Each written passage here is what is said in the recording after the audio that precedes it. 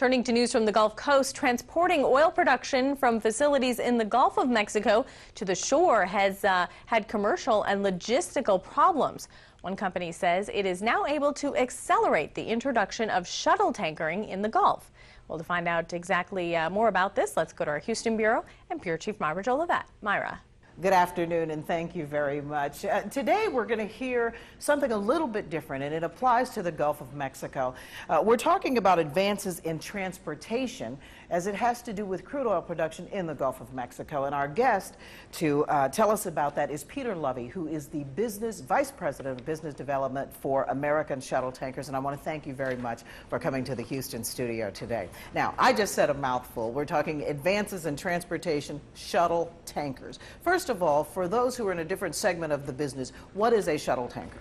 It's a tanker which takes production from an offshore platform and delivers that production to the refinery, to the refinery's loading berth, and pumps it into its storage tank. So literally shuttle. Absolutely. And then it goes back and does it again. But when it does it again, it might go to a different refinery. And that's one of the novelties about this, is that the producer of the oil can choose where he sends his oil now. He can choose that on the basis of best market price. He can choose it on the basis of the refinery that's best able to produce his, to process his oil. And you're saying this is with the advancement that you're announcing today, because currently that can't be done in the Gulf of Mexico. That can't be done at the moment. Okay.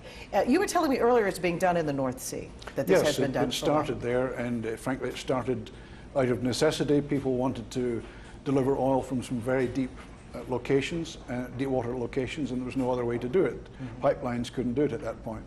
The idea caught on, and now we deliver oil from all kinds of locations, shallow water, deep water, widely used. Now, if you had to say how this impacts this part of the business, what does this offer for production? How does it enhance the business? It offers enhanced margins to the producers, and likely overall it will result in a more efficient market in the Gulf of Mexico. You know, I'm always curious when we see a technological advance such as this, and especially something where, as you said, it's been done in another part of the world. Why wasn't this done before in the Gulf of Mexico? Is there sort of an answer to that? We have a very good pipeline network in the shallower water depths. As we got into deeper and deeper water, it's more difficult.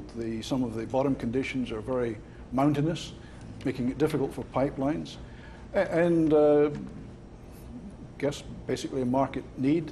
It's not quite that easy as it is in the North Sea, because we don't have any platforms with storage here. So one of the novelties we've had to introduce is putting storage next to a platform. That's that separate storage shuttling technology that we talked about. Sure. Okay. Well, thank you very much. Very interesting. And we appreciate you coming into the studio. Thank you.